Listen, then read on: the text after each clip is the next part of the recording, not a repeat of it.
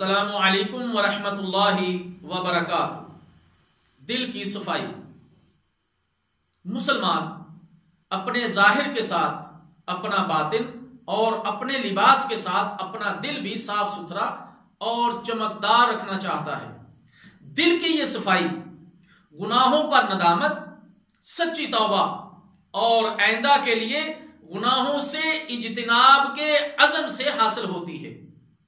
اللہ تعالیٰ جل شانہ کا فرمان ہے، اعوذ باللہ السمیع العلیم من الشیطان الرجیم، ان اللہ یحب التوابین ویحب المتطہرین۔ سورہ بقرہ۔